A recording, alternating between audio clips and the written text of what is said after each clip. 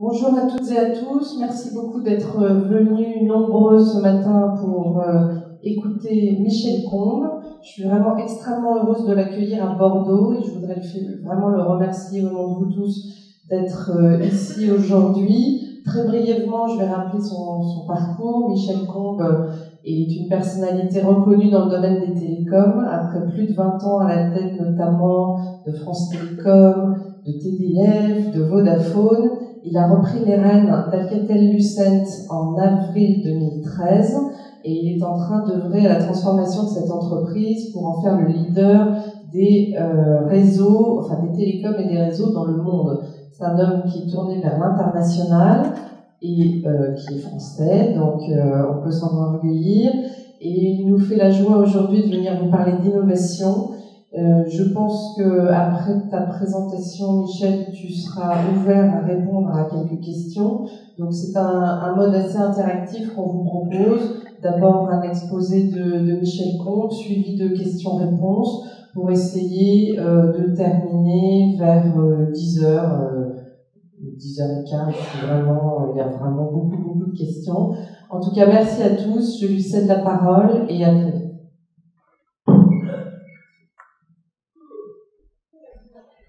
Et en plus, c'est un sportif.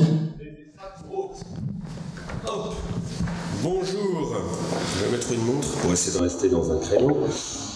Bonjour à toutes et à tous. C'est un peu tôt, hein, 8h30, mais bon, je sais qu'il y en a certains qui trouvaient que c'était un peu trop tôt pour venir, mais bon, on va essayer de rendre l'événement sympathique.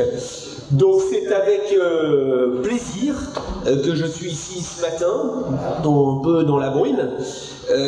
Bordeaux est à l'évidence, mais vous le savez mieux que moi, une ville exemplaire. Et je suis particulièrement sensible à l'attrait de cette ville qui se tourne avec confiance vers la modernité, tout en puisant dans ses racines. Et donc évidemment, je veux saluer votre récente entrée dans le label Métropole French Tech le mois dernier. Combien y a-t-il de métropoles numériques inscrites au patrimoine mondial de l'UNESCO? Je pense qu'il n'y en a pas beaucoup. Donc c'est une ville qui a confiance dans sa capacité à conjuguer patrimoine et innovation. J'appelle ça pour Alcatel-Lucent parce que j'estime qu'on a à peu près les mêmes gènes. Une entreprise OTR, c'est-à-dire non plus over the top, mais over the roots, qui essaye de conjuguer patrimoine et innovation. Ce que je voudrais évoquer avec vous aujourd'hui dans mes propos préliminaires, c'est un thème qui me tient particulièrement à cœur, évidemment, la révolution numérique et donc l'impact en termes d'innovation.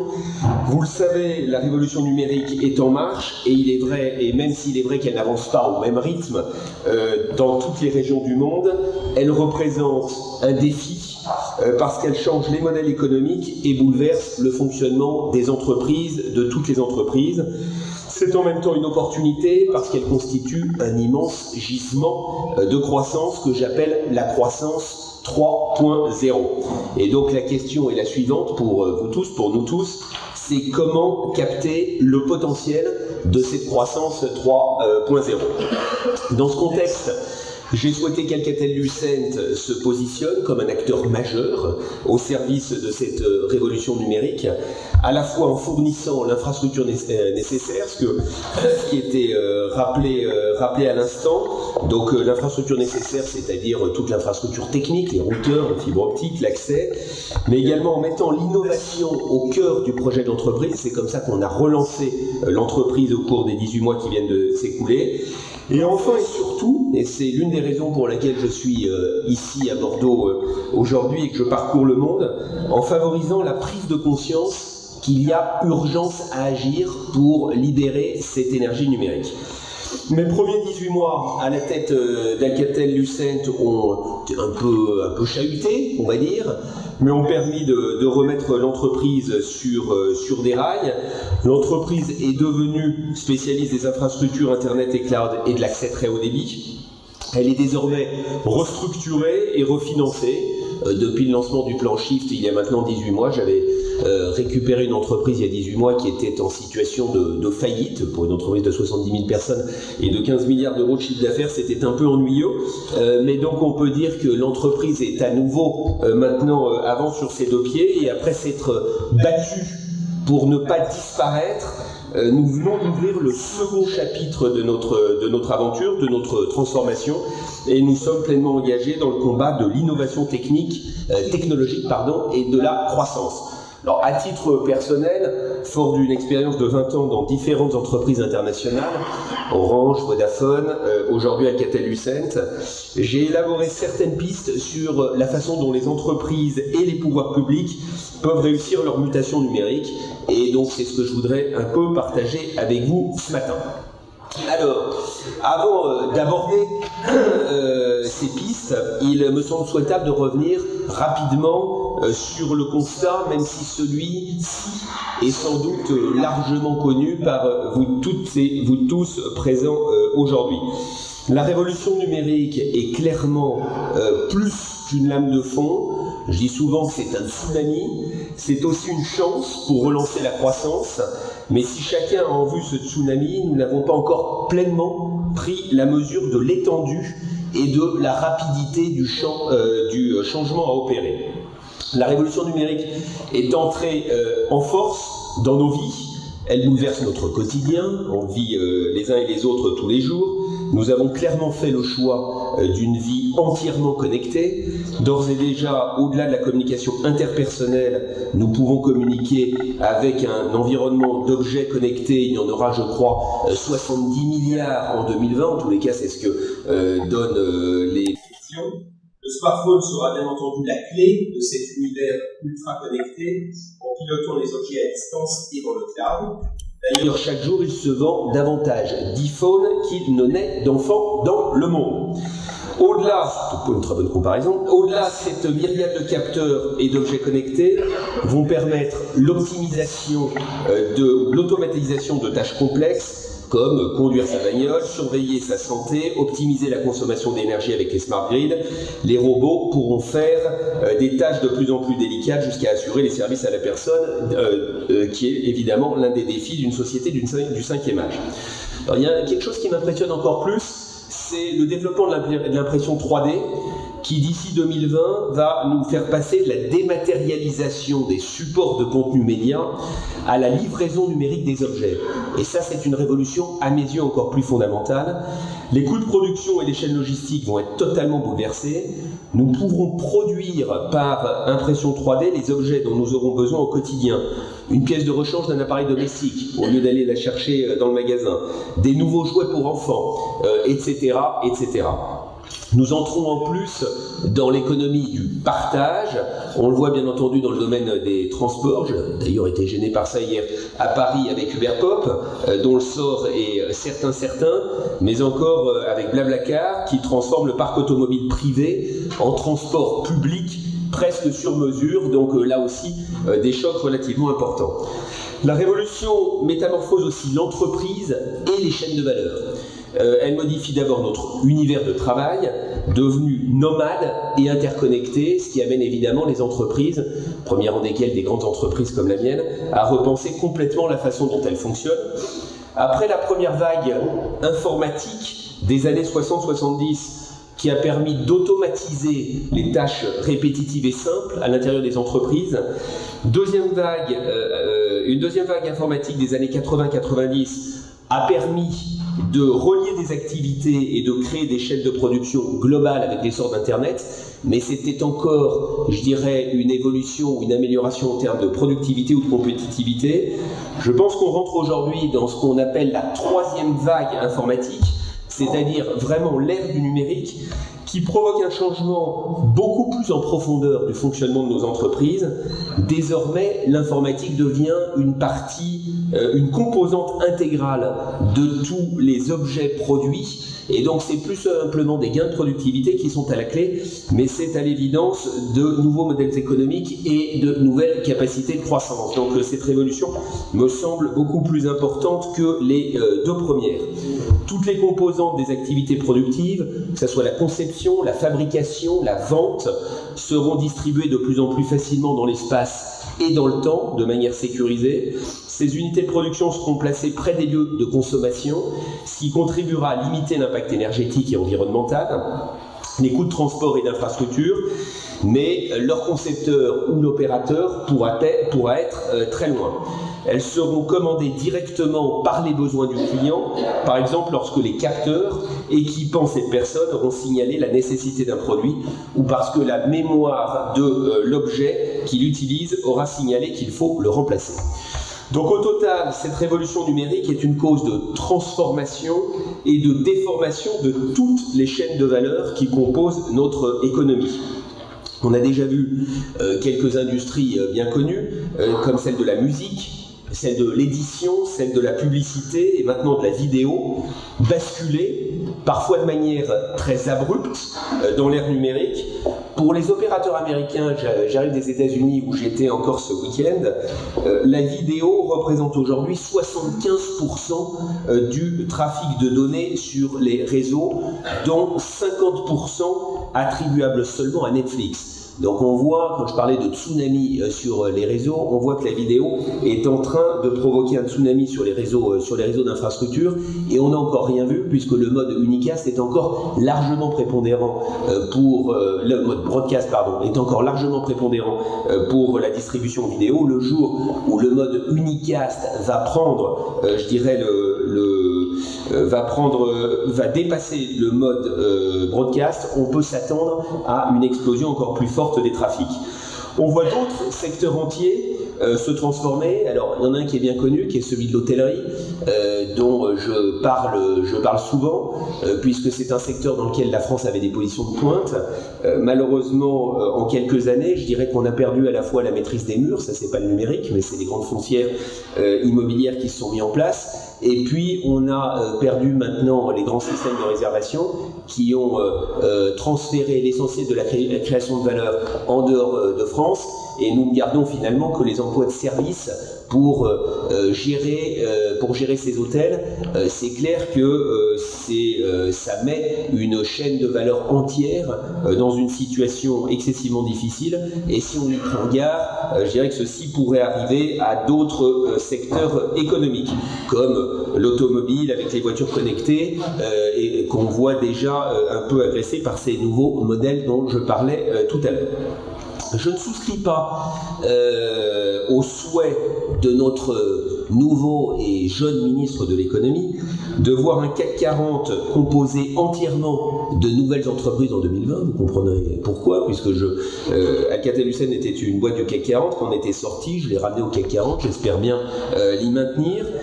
Clairement, les rentes anciennes ne sont plus et ne devront plus être protégées, mais je crois fermement qu'il y a de la place pour les entreprises qui s'adaptent et aux côtés de celles qui sont natives de l'ère digitale. C'est-à-dire que dans ce monde de la transformation numérique, je pense qu'il y a évidemment la place pour de nouvelles entreprises qui sont natives digitales dès le début, mais aussi pour des grandes entreprises si celles-ci savent se remettre en question de manière assez fondamentale.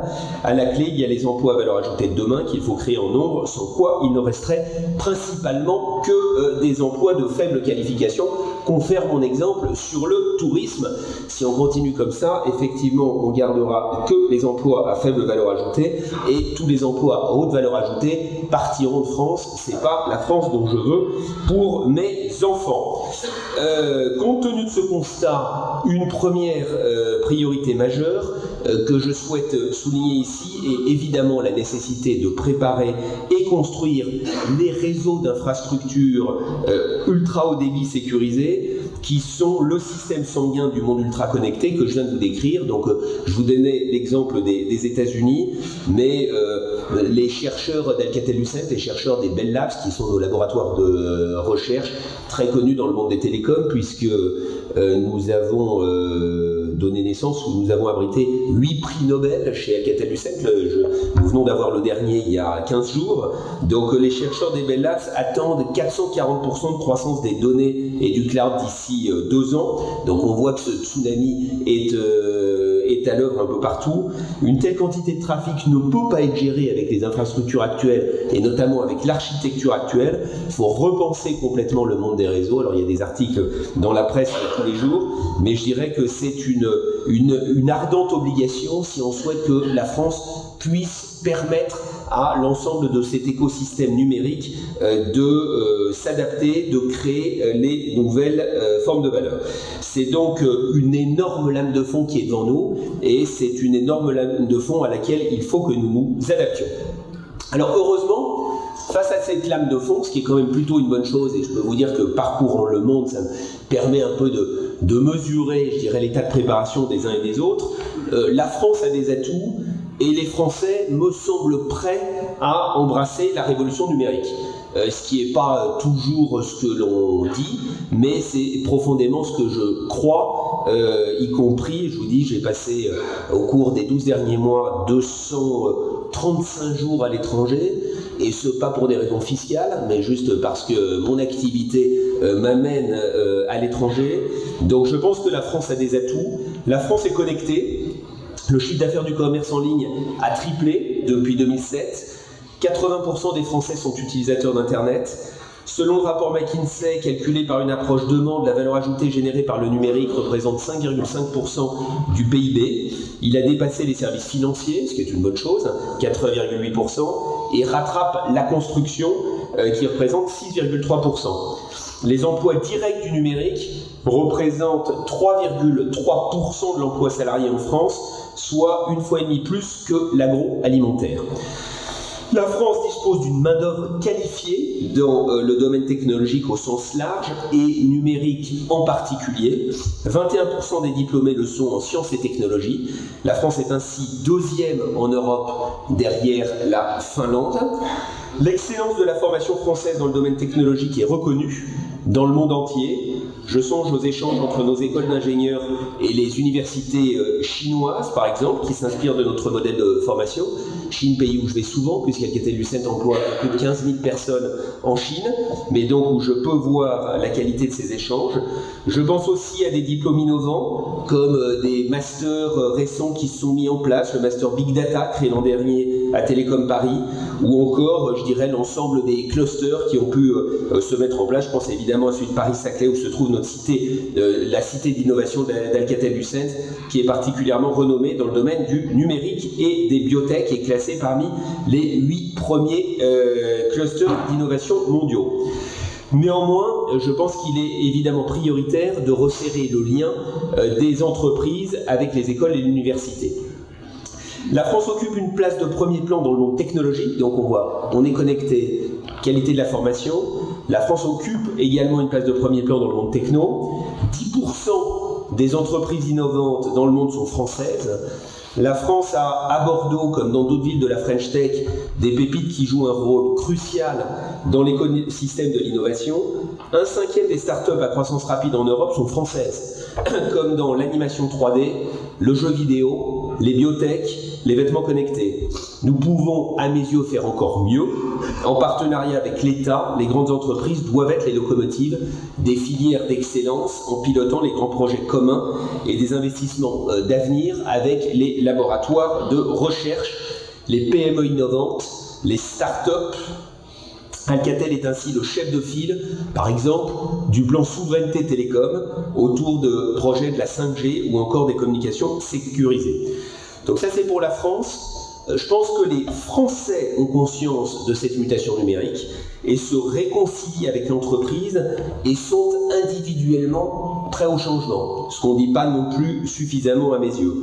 La moitié des Français a effectué un achat par Internet le trimestre dernier. Un Français sur 3 se dit prêt à fonder une entreprise. 1 sur 10 a déjà un projet, ce qui nous met dans le peloton de tête des pays au plan mondial. La France est au premier rang de la création d'entreprises en Europe. Donc il y a quand même, je dirais, de quoi être optimiste, être positif sur notre capacité à surfer sur cette vague de la croissance 3.0. Alors j'en profite évidemment pour saluer la force du tissu économique bordelais dans le domaine du numérique, que j'ai eu l'occasion de voir il y a quelques mois lors d'un premier passage. J'ai vu que plus de 300 entreprises travaillaient exclusivement dans le domaine du numérique et que 500 en faisaient un domaine de leur activité. Je sais combien le pôle numérique aquitain est renommé pour ses fleurons dans le domaine du marketing digital de l'e-commerce, de l'informatique, de la santé ou encore du jeu vidéo. Sur le territoire bordelais, la route des lasers est un pôle de compétitivité exemplaire, notamment pour le transfert des technologies et le développement des startups.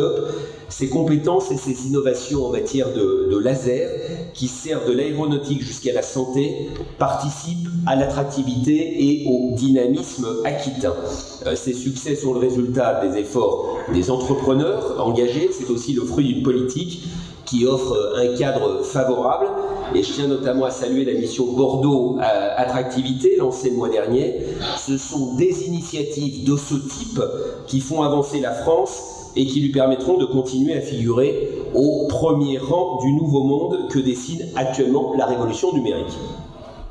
Alors, après avoir dit cela, pourtant, la France et l'Europe sont en train de prendre du retard. Nous avons besoin collectivement, donc je pense qu'individuellement nous sommes prêts, mais nous avons besoin collectivement d'évoluer, et seul le volontarisme politique et économique, micro et macroéconomique, nous permettra de jouer un rôle important dans cette révolution numérique. 80%, voire peut-être maintenant un peu plus avec l'évolution des capitalisations boursières, mais 80% de la capitalisation mondiale du secteur numérique est constituée par des entreprises américaines. D'ailleurs, les 5 plus grandes capitalisations pèsent autant que l'ensemble du CAC 40. C'est les fameux GAFA, Google, Amazon, Facebook, Apple, et auxquels on peut rajouter Microsoft. Nos PME et start-up innovent, mais ont du mal à franchir des caps en termes de taille et de développement. Quant à nos entreprises mondiales, dont je louais la qualité il y a un instant, elles ne se sont pas totalement adaptées au numérique, loin s'en faut. Le numérique doit irriguer tous les modèles et toutes ces entreprises doivent se sentir concernées, au risque sinon d'être fragilisées, voire de disparaître. Au total, la France occupe une position médiane en matière de numérique, 8e sur 13, groupe de 13 pays membres du G8, économie émergente ou pionnière du numérique, pour la contribution du numérique au PIB et pour l'investissement annuel en capital numérique.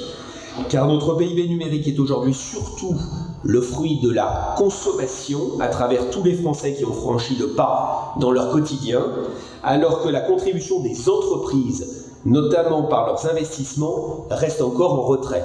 Il faut faire attention à un numérique importé et s'assurer que nous développions bien notre investissement en numérique également par nous-mêmes. Qu'est-ce qui nous empêche de transformer cet essai? Donc, qu'est-ce qui fait que les Français sont prêts, la France est quand même connectée, et pourtant nous sommes en train de prendre du retard? Donc, qu'est-ce qui nous empêche de transformer cet essai? Je vois un certain nombre d'handicaps. D'abord, des handicaps au niveau des entreprises. Nous n'avons pas, à mes yeux, alors peut-être que certains d'entre vous vont me dire mais pas du tout, nous n'avons pas à mes yeux suffisamment la culture du risque. L'innovation, particulièrement l'innovation numérique, demande de rompre avec l'organisation du travail héritée du taylorisme, divisée en silos et menée de façon hiérarchique par projet isolé, le cas dans les grandes entreprises. Le décloisonnement, le dialogue des compétences, la possibilité de dériver loin de son champ de spécialité premier et la remontée des idées bottom-up sont autant de nécessités si l'on veut insuffler l'esprit d'innovation à l'intérieur de toutes les organisations. Il faut apprendre à rompre avec les modèles établis, se cannibaliser soi-même, ce qui n'est pas toujours facile, ouvrir les laboratoires à des partenaires et des startups, s'ouvrir sur l'extérieur. Le principe de précaution tue l'innovation dans l'œuf, et donc il y a urgence à le revoir. Les entreprises françaises n'ont pas assez, et ça me frappe lorsque je compare notamment avec les États-Unis, n'ont pas assez la culture du rebond et la culture de la deuxième chance. Échouer doit être une source d'apprentissage qui permet de saisir la deuxième chance. Le droit à l'échec, qui est institutionnalisé aux États-Unis, est inexistant en France, où toute faillite est assimilée à une faillite frauduleuse. Ce qui évidemment ne donne pas forcément très envie de prendre des risques par soi-même, alors même qu'aux États-Unis, je recrute souvent des gens qui ont fait faillite une première fois, parce que c'est des gens qui ont beaucoup appris dans cette période ou dans cette situation un peu compliquée qu'ils ont pu traverser. Au-delà de ces handicaps au niveau des entreprises, des handicaps microéconomiques entravent également la numérisation des entreprises. Ça, vous les connaissez. Les entreprises françaises n'ont pas la capacité d'investir. Leur taux de marge est de 28% contre 38% en moyenne en Europe. Le numérique fait, et à l'évidence, partie de ces investissements retardés. Parce que quand on doit repousser ou retarder un investissement, on va retarder ceux qui ne donnent pas des résultats immédiats. Les rigidités du travail empêchent également l'embauche, et empêchent notamment l'embauche de compétences numériques qui sont nécessaires. Encore une fois, il est toujours plus simple de décaler ce dont on n'a pas un besoin urgent ou un besoin immédiat. L'État, les collectivités locales doivent aussi se saisir de l'opportunité du numérique pour se simplifier et offrir de meilleurs services. En ce sens, la municipalité de Bordeaux, mais ce n'est pas la seule, est sur la bonne voie. Enfin, au niveau macroéconomique, la France souffre aussi du manque ou d'un manque d'Europe digitale. La fragmentation de l'espace numérique européen, liée à la gestion des fréquences, nuit au développement du numérique en Europe, en ayant empêché la constitution d'un marché de taille suffisant. Il est clair que le numérique, pour s'épanouir, les jeunes entreprises et les nouvelles entreprises, pour grandir, ont besoin d'un marché de taille suffisant comme il existe aux États-Unis ou en Chine. La fragmentation de l'espace européen ne nous donne pas cet espace de croissance. Des règles de concurrence suicidaires ont fini par entraîner un manque d'investissement chronique de l'Europe dans son futur numérique via ses réseaux estimés à 110 milliards d'ici 2020. Concrètement, depuis 2008, les États-Unis ont investi 2 fois plus par habitant que la moyenne des 5 grands marchés européens en infrastructure numérique. Cherchez l'erreur, je vous disais tout à l'heure que l'infrastructure numérique était le système sanguin de l'économie 3.0. Ce manque d'investissement est évidemment très préjudiciable à l'émergence d'une Europe forte. Alors, la partie n'est pas pour autant jouée. Les entreprises peuvent et savent se transformer. Les pouvoirs publics doivent se repositionner dans leur rôle de stratège et d'entraînement en ciblant quelques mesures clés. Et donc c'est ce que je voudrais maintenant évoquer avec vous. D'abord, en parlant des entreprises. Comment les entreprises peuvent-elles réussir leur mutation numérique ? Je crois d'abord et avant tout par l'anticipation et l'innovation qui sont les sources, les moteurs, les conditions de la réussite numérique. Il faut rappeler, c'est sans doute pas à vous que j'ai besoin de le faire, le lien essentiel entre innovation et entreprise. L'invention est une avancée technologique. Elle ne devient une innovation que lorsqu'elle prend forme comme produit ou service qui est introduit sur le marché. L'innovation a donc besoin de l'entrepreneuriat et pas seulement des labos de recherche. À l'ère numérique, la réciproque est aussi vraie. Une entreprise doit innover en permanence, sous peine de se voir distancée par la concurrence ou de perdre même la possibilité d'exercer une activité. Dans un monde connecté, dans un monde semi-globalisé, j'aime pas trop la notion de globalisé, mais semi-globalisé, les entreprises ont désormais la possibilité d'appliquer différents modèles d'innovation. Alors, les 2 premiers modèles d'innovation ne sont pas nouveaux, vous les connaissez tous, les innovations de rupture. C'est le cas que nous avons tous à l'esprit en premier lieu. Il s'agit d'un nouveau produit répondant à de nouveaux besoins. L'iPhone et l'iPad sont des exemples parfaits. L'introduction de l'iPhone a créé la catégorie des smartphones et a fait chuter Nokia de sa position dominante en quelques années seulement. Lorsque j'étais à Orange il y a une dizaine d'années, Nokia part de marché dans les mobiles qui était supérieur à 40%. Aujourd'hui, Nokia a disparu du marché des terminaux mobiles. Il y a 10 ans, l'Europe avait 90% du marché des systèmes d'exploitation des terminaux mobiles. Aujourd'hui, ce sont les États-Unis qui en ont 90%. Donc on voit que l'innovation de rupture peut évidemment profondément bouleverser le marché. Deuxième forme d'innovation classique, c'est les améliorations incrémentales. d'extension de gamme ou de marque. Les grandes entreprises ayant souvent poussé ce processus le plus longtemps possible en lançant de grands programmes de recherche et en acquérant l'échelle nécessaire, soit organiquement, soit par des acquisitions. Pour reprendre mon premier exemple, c'est ce qu'a fait Apple en déclinant derrière les générations d'iPhone et les formats d'iPad. Donc d'abord, c'est une innovation de rupture, derrière, c'est une innovation incrémentale. Mais je crois qu'il y a de nouveaux modes d'innovation qui sont en train d'émerger, qu'il faut aussi appréhender, puisque l'entreprise se doit d'innover de manière un peu polymorphe. 3 nouveaux modèles d'innovation. D'une part, le saut de performance, qui revient à appliquer de nouveaux processus ou de nouvelles technologies pour changer la norme en matière de coût ou en matière de qualité. Dans les terminaux mobiles, un chinois comme Xiaomi propose un smartphone de haute qualité, c'est-à-dire un smartphone qui ressemble comme 2 gouttes d'eau à ceux d'Apple, à moins de 250 €, soit 2 à 3 fois moins cher que l'iPhone. Xiaomi est d'ailleurs en train de devenir le nouvel Apple. Pour ceux d'entre vous qui ne le connaissent pas encore, c'est une boîte qui a été créée il y a 4 ans et demi en Chine, qui aura vendu cette année 70 millions de smartphones, qui compte en vendre l'année prochaine 130 millions et dont la capitalisation boursière au bout de 4 ans et demi a atteint à la fin de cette année 40 milliards d'euros, puisque c'est sur cette base que vient de se faire le nouveau tour de financement de cette entreprise. Évidemment, une entreprise qui bénéficie, comme Alibaba ou d'autres, d'un marché intérieur excessivement grand. Dans le registre de l'ultra-cost, si je prends toujours ce modèle d'innovation dit du saut de performance, l'Inde sera aussi une place forte dans ce domaine. Comme par exemple avec la Tata Nano à 2000 $. Tout ceci va bien au-delà du coût de la main-d'œuvre, parce que souvent j'entends « oui, mais c'est une histoire de coût ». Je pense qu'il s'agit d'une véritable philosophie d'ingénierie frugale, faire mieux, plus vite et de façon plus légère. Donc c'est également une forme d'innovation que certaines entreprises mettent en œuvre. Le deuxième nouveau modèle, c'est ce que j'appelle le détournement en termes d'innovation.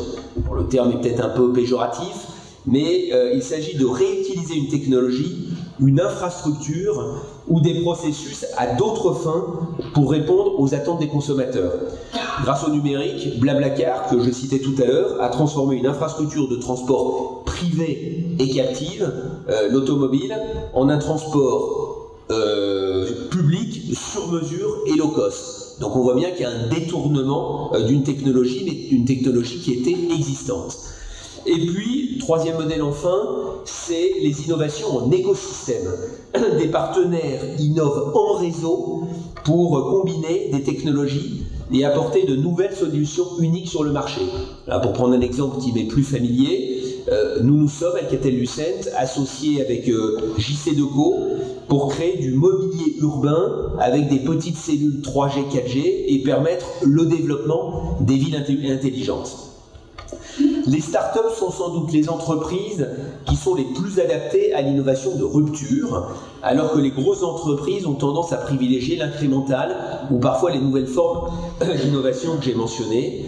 Elles courent alors le risque de faire de l'innovation une rente et ainsi de se condamner à terme. Et on connaît tous des entreprises qui, après avoir conduit des innovations en rupture, se mettent à faire de l'innovation incrémentale pour essayer de protéger une position acquise et sont à un moment ou à un autre bousculées par de nouveaux entrants.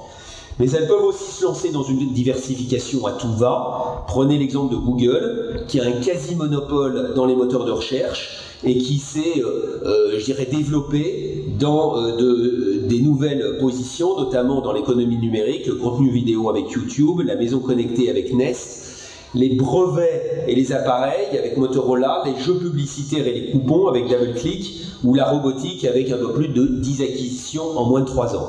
Alors évidemment, quand c'est le cas, c'est-à-dire quand une entreprise utilise une position de monopole pour se développer sur des activités connexes, le risque est que cette entreprise s'arroge une position trop forte et éventuellement assèche l'innovation des entreprises d'à côté. Et donc, à ce moment-là, une politique concurrentielle des États est importante pour éviter que ne se créent des positions de domination trop fortes, comme ça a pu être le cas dans le passé, à chaque fois qu'il y a eu une rupture technologique. Souvenez-vous, Standard Oil à la fin du XVIIIe siècle, à la fin du XVIIIe siècle.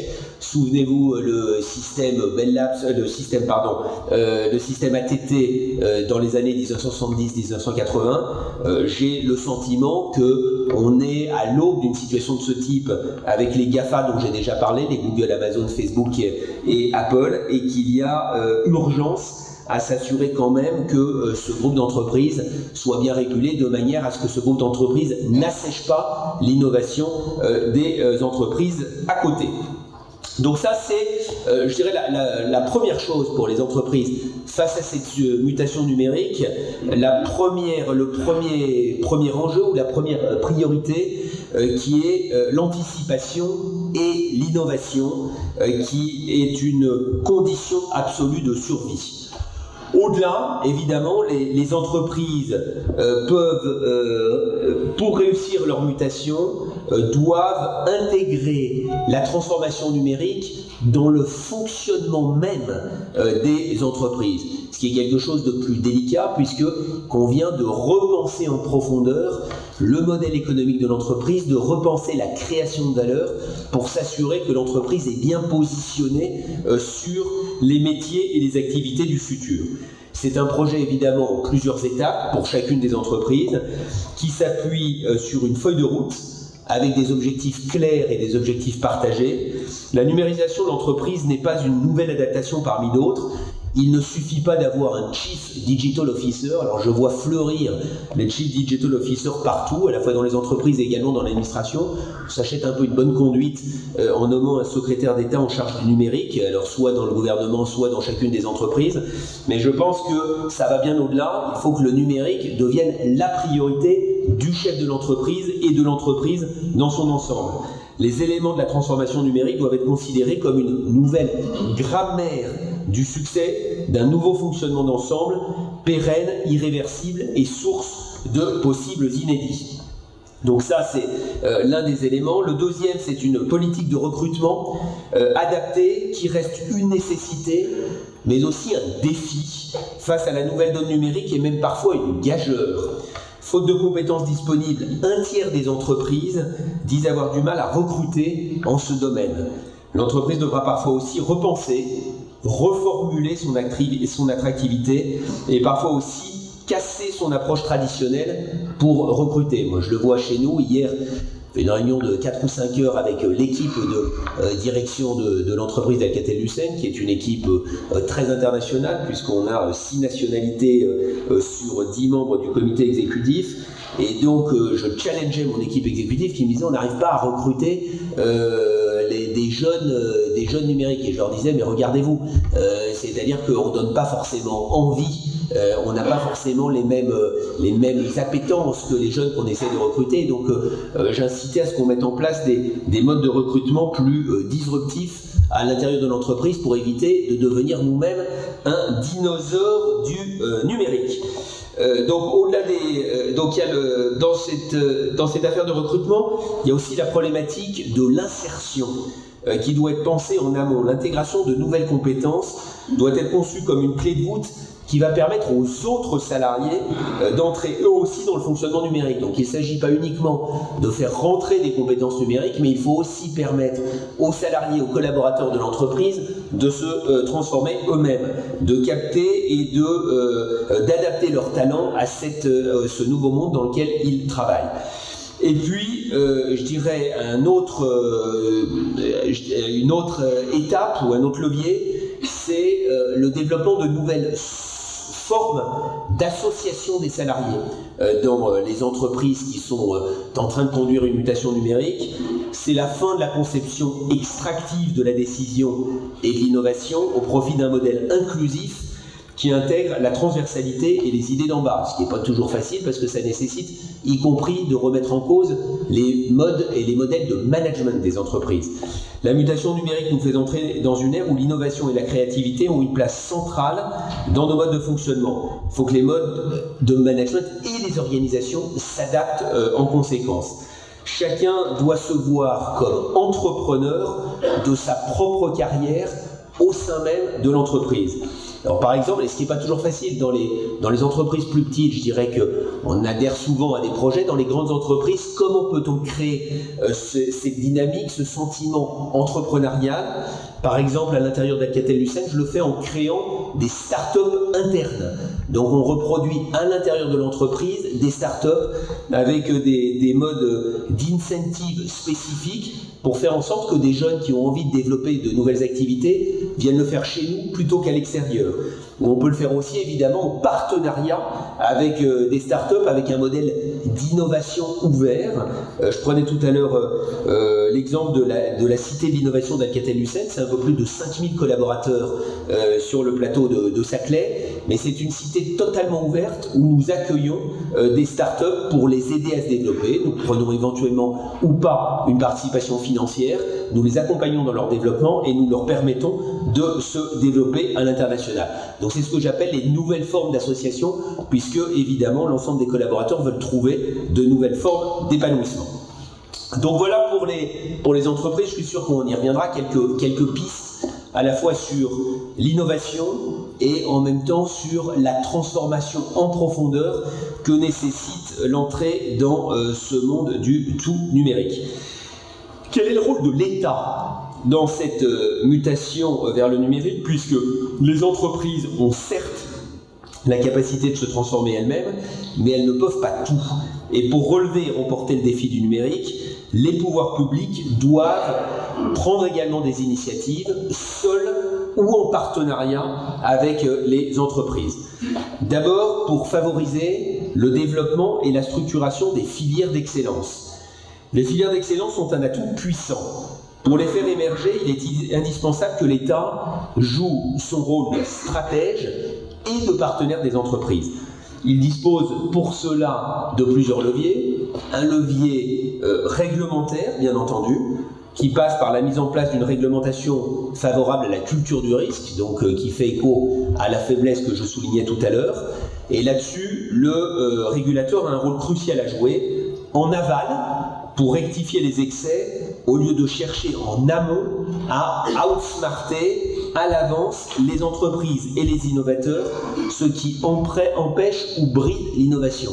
Nous avons une régulation confiscatoire, c'est-à-dire qui vise toujours à essayer de réguler par avance les activités, là où les Américains ont une régulation a posteriori, laissent émerger de nouveaux champions et éventuellement régulent a posteriori pour corriger les excès.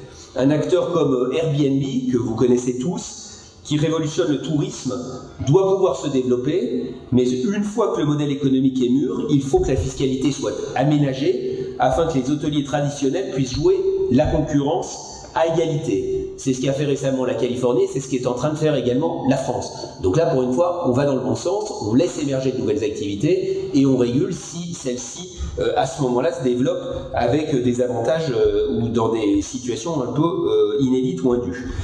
Toujours le volet réglementaire, l'élaboration d'une réglementation raisonnée, car l'inflation de la réglementation française et européenne décourage les investissements. Il faut développer la stabilité juridique des entreprises sans entraver les possibles, et je pense que des initiatives comme la mission attractivité que vous avez ici, lancée le mois dernier, sont des atouts pour nos territoires, des signaux importants pour les investisseurs et peut-être des exemples à suivre au niveau national.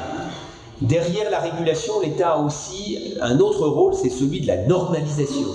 Alors vous me direz, dans l'économie numérique, est-ce que la normalisation a encore un sens? Ma réponse est oui, et nous avons besoin d'une normalisation vigilante et offensive. Dans ce domaine, ne soyons pas naïfs. La bataille est planétaire. Nous avons face à nous de très grandes puissances, comme les États-Unis ou la Chine, qui font de la normalisation une arme politique et une arme économique majeure. Il n'y a donc pas de raison que la France ou que l'Europe n'en fasse pas autant. dans un secteur qui m'est cher ou qui m'est proche, celui des télécommunications, l'Europe, qui a inventé il y a maintenant quelques années la norme de téléphonie mobile, est à 2 doigts de se faire déposséder de ses compétences dans la 4G et peut-être demain dans la 5G, qui constituera la nouvelle norme de téléphonie et qui risque d'être entièrement conçue en Asie. Notre dépendance technologique serait alors dramatique si les réseaux de demain ne comprenaient aucune technologie européenne. Donc la normalisation est également un enjeu important entre les mains des pouvoirs publics. L'engagement au-delà donc de la normalisation, au-delà de la régulation, il y a cet engagement pour les filières d'avenir. L'État doit investir dans un petit nombre de filières et contribuer à l'émergence de structures simplifiées et plus concertées. Il doit contribuer, et pas, je dirais, identifier uniquement par lui-même, à l'identification des nouveaux secteurs de la croissance, comme les biotech, comme le gaming, voire par exemple l'exemple d'Asobo Studio à Bordeaux, studio de développement devenu en 12 ans le premier développeur de jeux sur console indépendant, qui travaille pour Pixar et Ubisoft. Ce travail doit être fait en partenariat avec les entreprises, arrêtons d'opposer l'un avec l'autre, en collaboration avec les entreprises, comme l'ont fait tous les grands pays qui ont connu le succès au cours de ces dernières années. C'est-à-dire que l'émergence, l'identification, la structuration, le renforcement des filières d'avenir, c'est ce qu'ont fait des pays comme les États-Unis, des pays comme le Japon et des pays comme la Corée. Donc pourquoi et au nom de quel principe devrait-on ne pas y avoir recours, nous également? Donc ça, c'est sur, je dirais, la première panoplie d'outils qui est à la disposition de l'État pour favoriser le développement et la structure des filières d'excellence. Deuxième levier d'intervention des pouvoirs publics, c'est le renforcement des outils plus classiques de soutien aux entreprises innovantes. L'État, à mes yeux, doit intensifier sa politique d'innovation. Je dis que les entreprises devaient innover, mais donc l'État doit aider les entreprises à innover. Et ça doit à nouveau, et ça peut à nouveau prendre plusieurs formes. Développer les systèmes de financement, comme le prolongement du crédit impôt recherche que tous les pays européens nous envient. Pour une fois, nous avons un bon instrument, ne boudons pas notre plaisir. Renforcer la formation initiale et permanente, qui doit développer des emplois à valeur ajoutée. J'indiquais tout à l'heure, arrêtons de ne penser qu'à abaisser les charges sur les salaires à faible valeur ajoutée, mais pensons aux emplois de demain, c'est-à-dire les emplois à forte valeur ajoutée. Et donc, comment fait-on pour développer, préserver les emplois à forte valeur ajoutée qui seront la fierté de nos enfants demain? Beaucoup a été dit à ce sujet, mais il est prioritaire d'améliorer le lien des entreprises avec les écoles et les universités. Ça dépend de l'État, ça dépend aussi des entreprises. Et donc les entreprises doivent être citoyennes et doivent s'engager. C'est ce que je fais à modeste niveau, au niveau d'Alcatel-Lucent, en parrainant des promotions d'ingénieurs ou en ayant lancé le plan 1000 jeunes pour accompagner des stagiaires et des apprentis dans l'entreprise chez Alcatel-Lucent qui vont pouvoir se former à nos technologies. C'est une goutte d'eau, mais si toutes les entreprises et si en liaison avec les pouvoirs publics, nous prenons tous ce type d'engagement, ça permettra d'avancer dans le bon sens. Il faut favoriser l'assouplissement du marché du travail, donc la simplification administrative et juridique, l'incitation fiscale, j'y reviendrai pas puisque ça c'est des thèmes connus. Faciliter l'évolution des systèmes de rétribution. Cela passe notamment par une nouvelle façon d'envisager les salaires qui récompensent la réussite et la prise de risque. À nouveau, toujours cette notion de prise de risque. Chez Alcatel-Lucent, nous avons mis en place ainsi de nouveaux systèmes de rémunération, des nouveaux systèmes d'incentive alignés sur les objectifs stratégiques, mais aussi qui récompensent le risque. Dans cette perspective, au-delà de l'État, au-delà de l'Europe, les territoires ont aussi un rôle spécifique à jouer. Et à nouveau, je tiens à saluer l'engagement des collectivités locales à travers tout le territoire aquitain, et particulièrement à Bordeaux avec le projet de Cité numérique, projet phare du label French Tech développé par Axel Lemaire, qui permettra de créer synergie entre entreprises, créateurs et écoles. Enfin, au chapitre de l'État, l'État doit permettre à l'Europe de se constituer en véritable force de frappe. Donc vous l'aurez compris dans mes propos précédents, pour permettre et pour faciliter le développement d'une économie numérique en France, il est clair que nous avons besoin d'un effet taille que seule l'Europe peut nous apporter. Donc il est impératif que l'Europe se constitue en véritable force de frappe, c'est-à-dire que l'Europe utilise les outils dont elle dispose, type la gestion des fréquences, la neutralité du net, pour rendre cet espace européen plus dynamique, que l'Europe garde la main sur sa souveraineté face au risque que les normes futures soient fixées ailleurs, comme je vous l'ai déjà indiqué, que l'Europe mette en œuvre une politique de soutien aux entreprises européennes par l'adoption de nouveaux critères d'appréciation des marchés, mais aussi par une fiscalité favorable à l'investissement et à l'innovation pour permettre le développement mondial des entreprises européennes. Et enfin que l'Europe opère un aggiornamento des règles de concurrence pour permettre aux opérateurs de se renforcer et construire un vrai marché unique du numérique avec une harmonisation de la régulation. Donc voilà quelques pistes, à la fois pour les entreprises et pour l'État, qui nécessiteraient évidemment beaucoup plus de temps pour être développées, qui sont au cœur du combat qui est le mien, en France, en Europe et dans le monde, mais surtout en France, pour faire en sorte que nous puissions embrasser avec gourmandise cette révolution numérique. Conclusion, je pense que les enjeux de la transformation numérique sont de grande ampleur et concernent toutes les entreprises. Celles qui prennent la mesure de ce changement et redéfinissent leur modèle d'innovation et leur projet d'entreprise pourront tirer parti des opportunités de cette croissance 3.0 qui est à nos portes, qui est entre nos mains si nous la prenons en charge. C'est ce défi qu'il faut relever. Pour un chef d'entreprise technologique comme moi, c'est évidemment la condition même de mon travail, c'est la condition même de mon engagement au service de la France et au service de l'Europe. Voilà ce que je voulais partager avec vous avant peut-être maintenant de passer à une interaction un peu plus forte avec vous autres. Voilà, je vous remercie.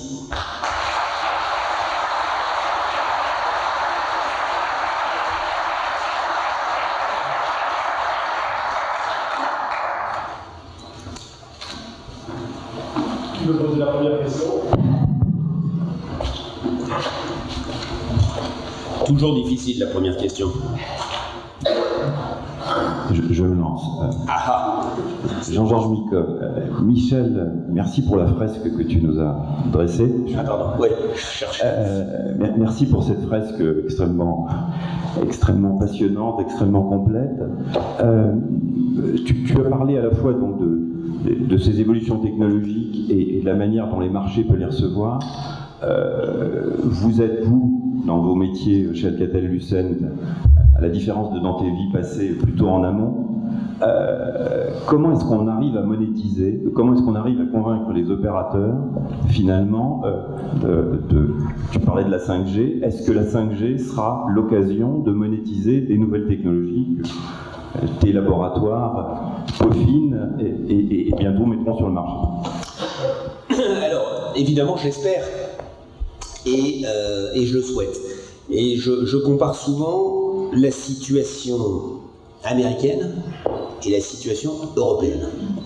Aux États-Unis, on est rentré, je crois, aujourd'hui dans un cercle vertueux du numérique. C'est-à-dire des opérateurs, des entreprises qui construisent ces infrastructures de réseau, qui investissent massivement dans les infrastructures numériques. Tout à l'heure, j'indiquais, je dirais, le sous-investissement chronique en Europe et le surinvestissement qui a eu lieu aux États-Unis depuis maintenant 2008. Ces investissements permettent à tout un écosystème numérique de se développer.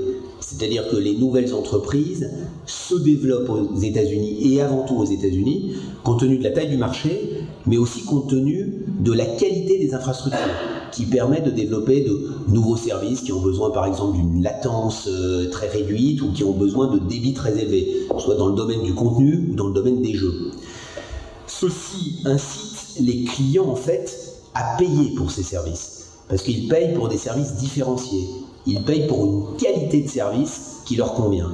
Et donc effectivement, les clients américains payent plus cher leurs services de télécommunication, à la fois la connexion, mais également les services qu'ils utilisent. Ce qui permet aux opérateurs de dégager des marges relativement élevées, beaucoup plus élevées qu'ailleurs en Europe, et ce qui permet évidemment à ce moment-là de réinvestir une partie prépondérante des profits qui sont réalisés. Donc c'est ce que j'appelle le cercle vertueux de l'investissement qui s'est engagé aux États-Unis. Ça n'a pas toujours été le cas. Quand on regarde il y a une dizaine d'années, les États-Unis étaient complètement englués dans un cycle vicieux qui est celui dans lequel nous sommes englués aujourd'hui en Europe. C'est-à-dire un manque criant d'investissement. Donc derrière, je dirais, un terreau moins propice à la différenciation, une concurrence qui se fait exclusivement sur les prix, ce qui est une bonne chose de réduire le prix, mais lorsque cette concurrence ne permet plus d'innover ou d'investir, c'est une concurrence qui devient suicidaire. Et donc effectivement des clients à ce moment-là qui ne sont pas prêts à payer puisqu'il n'y a pas de différenciation, donc des acteurs qui ne génèrent plus suffisamment de marge, et donc des acteurs qui ne peuvent plus investir. Alors, ce qu'il faut bien avoir en tête, c'est que au début des années 2000, c'était la situation aux États-Unis. Pour ceux qui ont voyagé aux États-Unis au début des années 2000, la qualité de l'infrastructure de télécommunications aux États-Unis était très mauvaise comparativement à celle qu'on voyait ailleurs. Moment où les boîtes n'investissaient plus. C'est un moment où d'ailleurs ils ont tué leur industrie d'infrastructure. C'est le moment où les Nortel, les Motorola, etc. ont disparu. Ce qui est quand même fascinant, c'est que les États-Unis, qui sont très en avance sur l'investissement numérique, n'ont plus, hormis Cisco, de grands acteurs dans le domaine des infrastructures numériques. Les grandes entreprises d'infrastructures numériques pour les États-Unis, c'est Alcatel-Lucent. Donc nous sommes l'un des plus gros fournisseurs d'infrastructures technologiques aux États-Unis, qui représentent 45% de mon chiffre d'affaires, alors que la France représente 2 à 3% de mon chiffre d'affaires. Donc, d'une situation, je dirais, particulièrement difficile au début des années 2000, les Américains ont su s'en extraire et rentrer dans un système vertueux. Comment ? Prise de conscience des pouvoirs publics et politiques, régulation qui a évolué, donc un système de régulation qui a changé pour favoriser l'émergence de champions et l'investissement dans les infrastructures, tout en suscitant une concurrence suffisante pour faire en sorte que les prix soient satisfaisants et que l'écosystème se développe, et je dirais des acteurs qui ont pris des risques, et donc des acteurs qui ont pris le risque d'investir. D'où mon plaidoyer à l'égard de l'Europe, parce que je pense que nous ne nous en sortirons que si l'Europe change, si l'Europe fait son aggiornamento en termes de politique de concurrence, si l'Europe investit lourdement dans ses infrastructures, et donc j'applaudis demain le plan d'investissement de Juncker, même si après nous avoir annoncé 315 milliards, on se rend compte qu'il y a 12 ou 15 milliards à la clé, et que tout le reste est un effet levier, donc c'est quand même un peu une illusion optique, si j'ose dire. Donc il va falloir reprendre un tout petit peu la copie, et si on crée un terreau favorable en matière d'innovation, en matière d'incitation fiscale, en matière de formation, qui permet aux entreprises de se développer. Donc voilà pourquoi je suis à la fois soucieux, mais alors c'est mon côté optimiste habituel, et donc je pense qu'on peut inverser les variables, qu'il n'est pas trop tard, et que nous avons quelques années pour le faire, mais quelques années en nombre limité. L'avenir numérique de l'Europe se joue dans les 3 à 5 ans qui viennent. Et donc il faut que, à la fois l'Europe, les politiques le comprennent.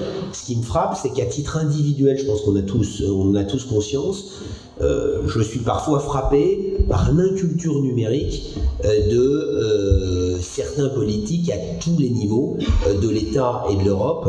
Évidemment, c'est pas toujours exactement le même timing, le même tempo que celui qu'ils ont en tête.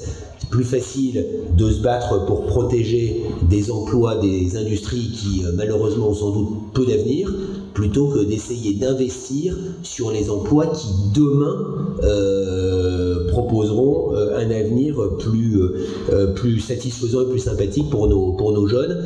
Donc il faut aussi changer totalement notre référentiel, et ça c'est quelque chose de difficile. Rappelez-vous, ministre de l'économie précédent, celui d'avant Macron, je dirais, c'était plus comment sauver les entreprises dépassées plutôt qu'investir dans le futur.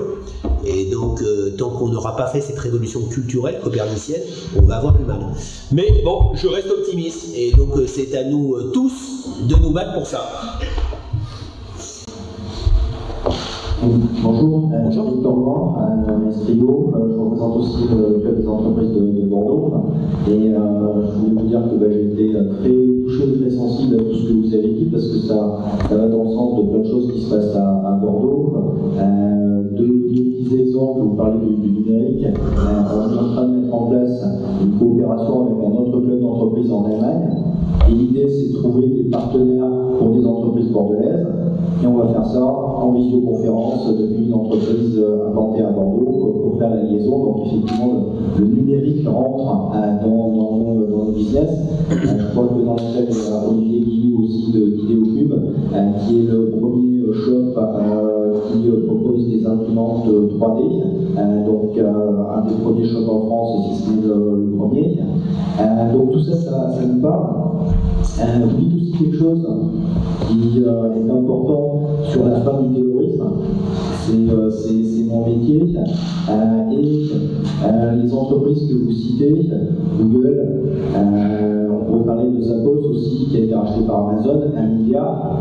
Vous avez parlé de l'Inde, il y a HCL Technologies, qui est une grosse SS2I. Toutes ces entreprises ont fondé leur croissance sur le numérique comme activité, et sur la rupture des modes de fonctionnement managériaux comme capacité à créer de la valeur ajoutée. Et là, je vais vous poser une question un petit peu provocante, parce que pendant des années, j'ai accompagné des projets de systèmes d'information dans lesquels les éditeurs disaient en gros, implémenter notre système d'information dans l'entreprise et vous allez voir, ça va changer vos process et ça va être merveilleux, ce qui ne fonctionnait absolument pas. Et là, je vous entends dire, à juste titre, il faut aller vers le numérique, et mettez du numérique dans les entreprises, ça va marcher. Est-ce qu'il ne faut pas commencer, comme vous le soulignez aussi, à d'abord changer les modes d'organisation, être effectivement plus dans du collaboratif, dans des modes projets, pour que le numérique puisse se déployer complètement? Je pense que c'est pas l'un ou l'autre, mais c'est l'un et l'autre. Et donc les exemples que vous prenez sont flagrants à cet égard. Je dirais que pour réussir dans le monde tel qu'il se présente, et pour pouvoir aller capter la croissance 3.0, il faut s'adapter à marche forcée. Et donc à partir de ce moment-là, il faut embrasser la nouvelle grammaire des affaires, qui est la grammaire numérique. Donc ça veut dire effectivement des modes de management qui n'ont plus rien à voir. Si vous voulez, quand je suis arrivé chez Alcatel-Lucent il y a 18 mois, j'étais très surpris de voir que c'était une entreprise qui était très repliée sur elle-même, très peu ouverte sur son écosystème, qui estimait qu'elle pouvait tout inventer par elle-même. Ça n'existe plus. Dans un monde numérique connecté en permanence, il faut savoir aller saisir les opportunités là où elles se trouvent. Et donc, il faut savoir fonctionner en réseau beaucoup plus ouvert. Alors, pour vous tous qui êtes, je dirais, baignés dans des écosystèmes locaux, probablement c'est quelque chose que vous vivez tous les jours. Pour les grandes entreprises, c'était pas le cas. On était encore dans des modes très hiérarchiques, très structurés, très cloisonnés, qu'il faut faire exploser si on veut effectivement avoir une chance de s'en sortir dans ce nouveau monde économique qui arrive. Donc sur un plan managérial, sur un plan organisationnel, sur un plan de compétences, on ne recrutait plus de jeunes. Et même encore, je vais vous dire, hier, j'ai hurlé à mon comité exécutif. On a recruté 4500 collaborateurs au cours des 6 mois qui viennent de s'écouler. Il y en avait seulement 34% qui avaient moins de 30 ans. Et donc mes équipes étaient satisfaites en me disant c'est formidable, on est passé de 25 à 34%. Je leur ai dit mais on va se mettre comme objectif d'être au-delà de 50%. C'est-à-dire qu'il faut qu'on arrive à faire rentrer aussi des jeunes dans l'entreprise qui vont nous bousculer, qui vont nous aider à nous transformer et qui sont sans doute pas plus adaptés, mais qui comprennent mieux l'économie dans laquelle on va rentrer. Alors, avec derrière la nécessité de faire en sorte que les jeunes aident les collaborateurs qui sont déjà présents dans l'entreprise à s'adapter et à évoluer. Alors par rapport à ce que vous disiez sur l'informatique, je pense que donc ça c'est sur, je dirais vraiment le fonctionnement et repenser fondamentalement management et organisation. Ça change totalement le rôle du patron d'entreprise qui devient un coach. C'est-à-dire, c'est plus leader Maximo, c'est le coach qui essaye de faire émerger les uns et les autres. Alors évidemment, qui doit prendre un certain nombre de décisions à certains moments, parce que parfois il faut afficher des convictions et puis il faut décider. Mais ceci dit, il faut surtout faire émerger la meilleure équipe possible. C'est faire émerger l'équipe la plus talentueuse pour gagner cette bataille. Et bouger plus rapidement que ses compétiteurs.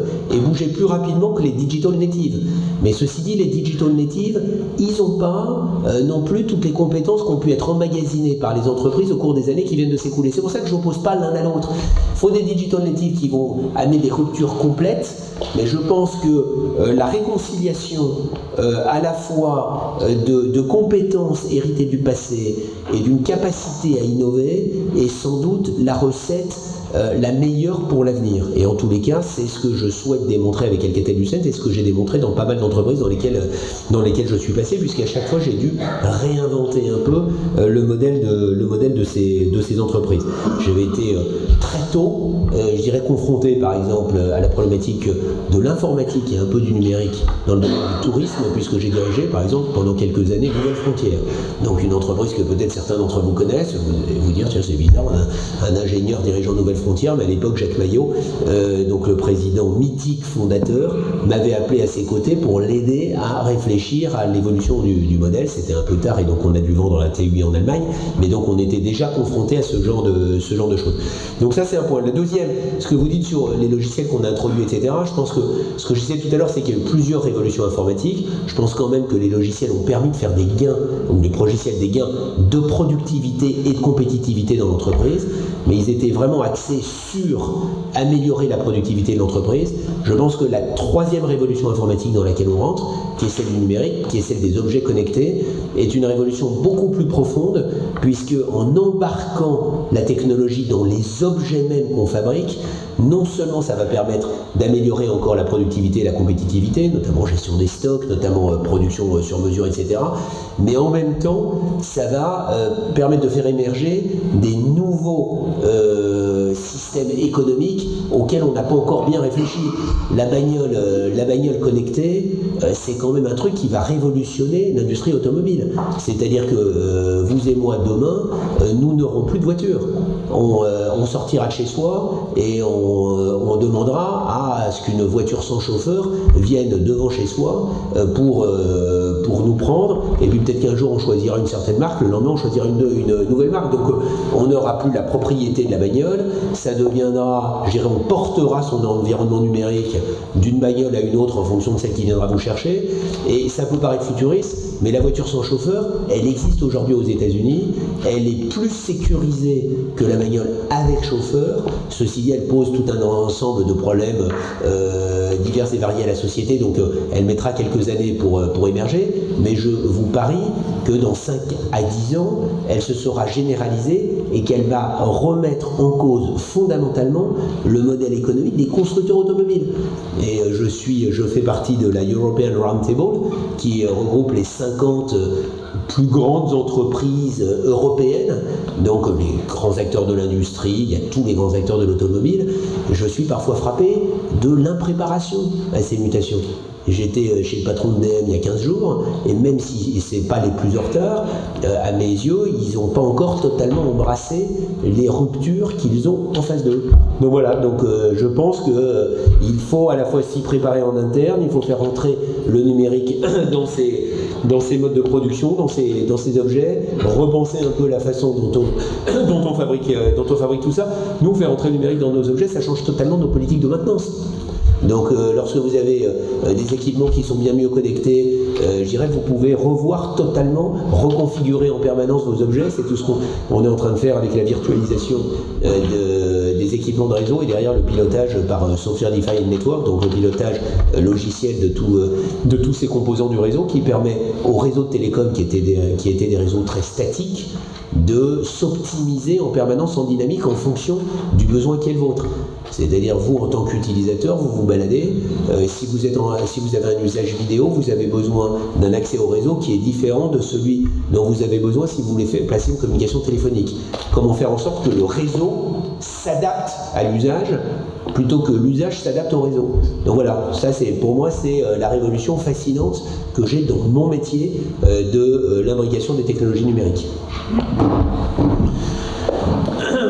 Marie-Josée Carny, je m'occupe sur Bordeaux de 2 écoles de numérique, EPSI et WISE. J'aurais une question, parce que nous allons nous engager dans un nouveau campus. Comment faire participer un peu plus les entreprises? Je pense que ce n'est pas encore dans la culture totalement française de participer à nos formations par rapport à leurs besoins.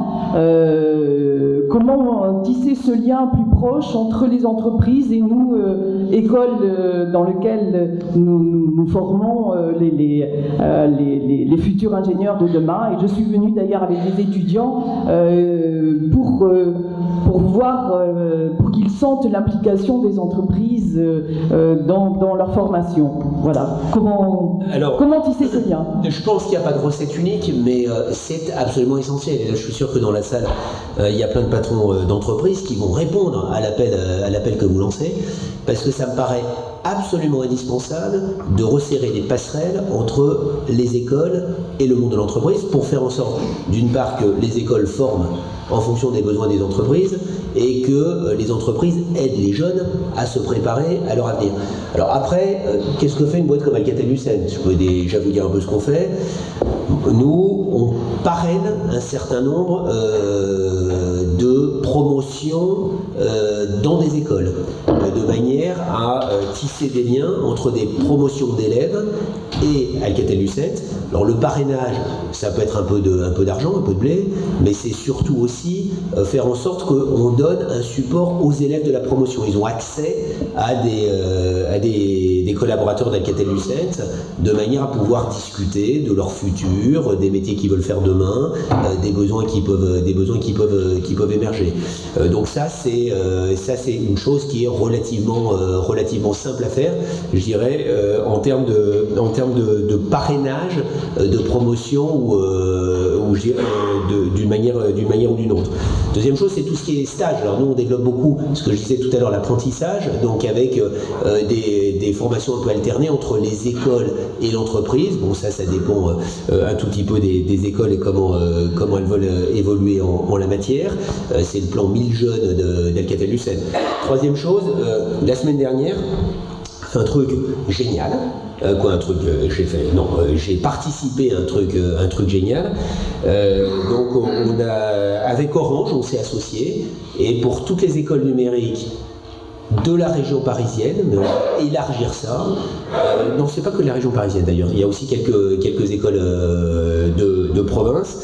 On a remis, entre guillemets, le prix du meilleur projet de start-up. Donc c'était des équipes d'élèves dans les écoles.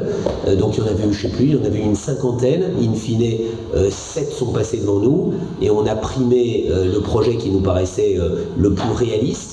Donc ce sont des jeunes qui, pendant les cours, avec le soutien de leurs profs ou le soir, avaient développé un concept de start-up, et donc que nous avons primé. Celui que nous avons primé, nous leur donnons à la fois de l'argent et la capacité de pouvoir mener ce projet avec le support et le soutien d'Alcatel-Lucent. Et alors, ça a un énorme attrait. Ça a un attrait d'abord parce que ça fait émerger des nouvelles idées. Ça nous permet de mieux connaître les jeunes. Donc, en plus, en termes de recrutement, ça va nous aider aussi parce qu'on décèle, je dirais, les profils et les caractères qui vont bien. Donc, en gros, c'est du win-win des deux côtés, si j'ose dire. C'est exaltant pour les jeunes et c'est en même temps intéressant pour l'entreprise. Donc, voilà deux ou trois exemples de choses que l'on fait. Vous pouvez aussi créer, je dirais, un petit conseil des entrepreneurs. En ayant quelques jeunes entrepreneurs auxquels vous présentez, moi j'en sais rien, vos projets pour l'année, les projets de formation que vous entendez mener, puis vous les faites réagir pour voir. Là, ce que je vais créer chez Alcatel-Lucent, donc c'est un peu différent, ça c'est plus pour moi. J'ai décidé de créer un shadow board parce que j'ai un conseil d'administration fait que de vieilles barbes et donc qui m'aide pas vraiment dans l'évolution de la boîte. Donc j'ai décidé de créer un shadow board, c'est-à-dire avec uniquement de jeunes entrepreneurs que je vais prendre comme un board et auquel je vais présenter. Je disais à ma DRH hier, tiens, tu vas lui présenter ta politique de recrutement et tu vas voir voir ce qu'ils vont te dire de ta politique de recrutement. Quand elle la présente au board, comme ils ont tous, je veux dire, nos âges, voire un tout petit peu plus âgés, comme vous pouvez l'imaginer, ils trouvent ça très bien. Je pense que si on met les jeunes créateurs d'entreprises, ils risquent de nous dire qu'on a peut-être quelques éléments qu'on n'a pas bien compris pour recruter. Donc voilà, donc ça c'est plus de votre côté, faites une sorte de sparring board de jeunes entrepreneurs qui vont vous dire, écoutez, les formations, il faudrait peut-être les faire un peu évoluer de telle ou telle manière. Voilà un peu le type de piste auquel je peux réfléchir, mais je suis prêt à ce qu'un ou deux de mes collaborateurs regarde avec vous tout ce qu'on peut faire, nous, pour permettre aux écoles du numérique de se développer. Et ben, j'y suis évidemment favorable. Bonjour monsieur. Bonjour. On a eu l'occasion de se croiser à Tel Aviv il y a quelques mois de ça, au mois de mai. Je travaille pour la route des lasers, maintenant Europe. Je vous remercie pour votre conférence qui était toujours très intéressante, comme ça a été le cas en Israël. Je voudrais revenir sur la partie infrastructure. Vous avez parlé de Révolution 3.0 pour la partie numérique. Et on sait bien que sur l'infrastructure, vous l'avez dit, c'est le réseau sanguin de cette future révolution. La question que je vais vous poser, c'est que, comme vous savez, la photonique, l'optique et les lasers sont au cœur de ces infrastructures. C'est une technologie clé, des 6 technologies de l'Europe pour le XXIe siècle, comme c'est le cas pour la France. Je voudrais savoir quelles sont, selon vous, sur cette partie révolutionnaire 3.0, la partie infrastructure, donc plus, on va dire, plus composants ou système, quelles sont les futures innovations qui devraient sortir, quels sont les chemins à suivre et comment on pourrait éventuellement avoir une collaboration entre l'écosystème aquitain pour des lasers et puis Alors, évidemment, l'optique est une composante majeure. Et donc, on avait discuté quand j'étais en Israël avec vous. Je vous avais envoyé Bella. Donc, on n'a pas encore trouvé les leviers d'une coopération avec l'écosystème bordelais. Mais d'ailleurs, je vais reparler à Bella avant de venir à Bordeaux en lui disant c'est quand même scandaleux, je vais à Bordeaux et t'as rien foutu. Donc, il faut qu'on voit ce qu'on peut faire parce que l'optique, j'étais aux États-Unis la semaine dernière, donc au Bell Lab. C'est clair que face à l'explosion des trafics, le besoin de monter en débit et de monter en capacité devient absolument crucial. Donc aujourd'hui, les générations d'optique qu'on installe dans les réseaux, c'est des générations 100 gigas. On est en train de passer à 400. Et là, j'étais avec Comcast, donc le câble opérateur américain, qui me disait, mais attends, 400 gigas, ça ne nous suffit plus. Donc maintenant, il faut avoir, en développement commercial le plus rapidement possible, du Tera, voire au-delà, dans les réseaux d'infrastructure.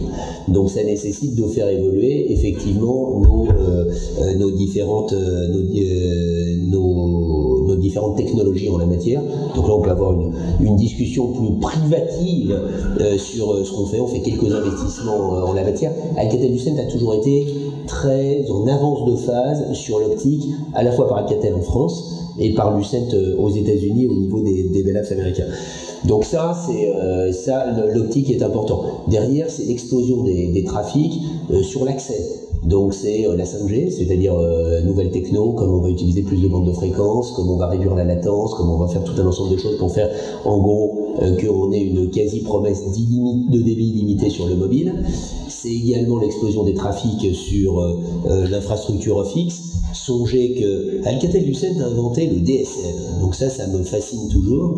Donc le DSL, vous vous souvenez, on a commencé à faire passer quelques centaines de kilobits, voire même un peu moins, sur la paire de cuivre il y a une vingtaine d'années. J'étais il y a 15 jours en Belgique, où nous avons nos équipes les plus avancées en termes de R&D sur le cuivre. Ils m'ont présenté ce qui est une expérimentation mais qui va devenir un développement commercial, où l'on fait passer 10 gigabits symétriques sur une paire de cuivre.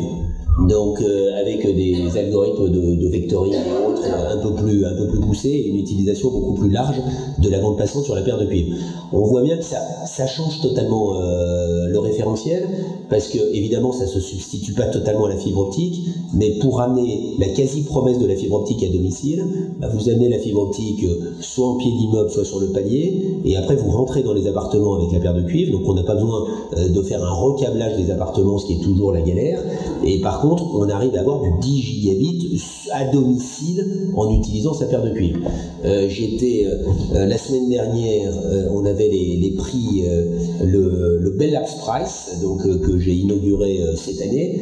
J'espère en faire le prix Nobel des technologies. Et donc parmi les projets primés, une équipe belge à nouveau qui m'a présenté un truc absolument hallucinant, qui est d'utiliser un fil plastique comme conducteur pour transmettre des données sur une distance relativement courte, c'est-à-dire de quelques mètres.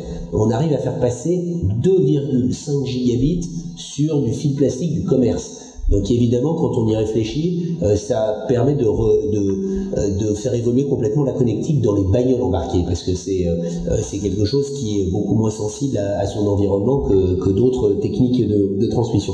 Donc voilà, je dirais, nous, les enjeux, c'est la montée en débit, sur toutes les infrastructures, c'est la montée en débit sur les équipements de routage, donc les aiguilleurs des réseaux de l'Internet, c'est la virtualisation pour permettre derrière d'avoir une plus grande scalabilité ou souplesse des réseaux d'infrastructure, et c'est le pilotage par des contrôleurs SDN, qui fait que effectivement le réseau sera beaucoup plus adaptable. Donc je suis évidemment prêt, et là la photonique, alors au niveau de l'optique, est un des éléments majeurs pour pouvoir évoluer, comment on marie, je dirais, la partie laser et la partie électronique. Voilà. Oui. Bonjour, M. Combe, donc toujours la route des lasers. Décidément, la route des lasers est bien représentée. Je voudrais profiter de la présence d'un patron d'une entreprise du CAC 40. Vous avez précisé que l'innovation était centrale pour la compétitivité de nos entreprises dans une économie mondialisée ou semi-globalisée, selon votre propos. Je pense que vous avez parlé de réseau aussi. Et les pôles de compétitivité sont un exemple d'un travail en réseau. Je voudrais avoir votre avis sur l'apport de la politique des pôles de compétitivité dans le paysage de l'innovation en France, surtout aujourd'hui, à l'heure où, dans un contexte de raréfaction de l'argent budgétaire, il y a quelques velléités d'un désengagement peut-être plus marqué de l'État pour l'accompagnement des pôles, lié aussi à un nouveau volet de la décentralisation. Donc j'aurais aimé avoir votre avis sur le sujet des pôles de compétitivité et l'avenir. Moi je suis un fervent supporter des pôles de compétitivité, donc ça serait une connerie. Ça c'est toujours notre système. On part, c'est le système des petits pas, des pas où on fait un pas dans un sens et puis deux pas en arrière. Donc je veux dire, on sait dans cette structuration des pôles de compétitivité, au passage, en prenant exemple sur d'autres pays étrangers. C'est-à-dire que si on a fait émerger des pôles de compétitivité en France, c'est qu'on s'est rendu compte quand même que ça marchait à l'étranger. Des pôles qui permettent de regrouper à la fois le milieu universitaire, les start-up, les grandes entreprises, pour les amener à travailler ensemble, à collaborer ensemble et à prendre un peu d'avance dans le développement de l'innovation. Donc moi je pense que c'est une bonne chose. Après, alors comme toujours en France, on a peut-être un peu trop saupoudré, c'est-à-dire que pour que ça fonctionne, l'État doit être garant de la priorisation des actions. Donc il faut bien, je n'ai pas regardé ceci de manière récente, il faut quand même s'assurer que les moyens qui sont attribués, qui sont alloués, soient priorisés en fonction d'un certain nombre de priorités sans doute limitées, de façon à ce qu'on ait le meilleur retour sur l'investissement qui est réalisé. Mais après, un pôle de compétitivité peut être éclaté sur plusieurs zones géographiques.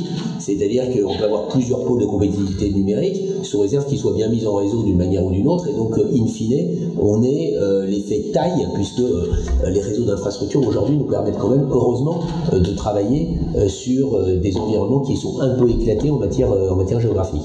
Donc voilà, donc j'ai tendance à dire, et je vais pas regarder les élucubrations récentes, si j'ose dire, mais si vous me demandez est-ce que je pense que c'est une bonne chose, la réponse elle est oui. Est-ce qu'il faut persévérer dans cet effort, la réponse elle est oui.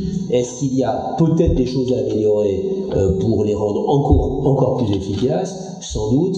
Il faut aussi rapprocher le système de financement de ces pôles de compétitivité, puisque ce qui fonctionne, c'est quand on a les universités, quand on a les start-up, quand on a les grandes entreprises, quand on a des systèmes de capital risque qui se branchent sur ces pôles de compétitivité pour permettre aux entreprises qui se créent de trouver les ressources financières. Il faut y brancher aussi les écoles pour qu'on ait les compétences qui vont bien et faire en sorte que les jeunes se forment en fonction des besoins qui vont émerger de ces différents pôles. Donc je pense qu'il y a sans doute matière à les faire évoluer pour les rendre, pour faire en sorte qu'ils connaissent ou qu'ils rencontrent un succès encore un peu plus grand. Mais il ne s'agit surtout pas d'arrêter, il s'agit d'amplifier, de prioriser et de faire évoluer.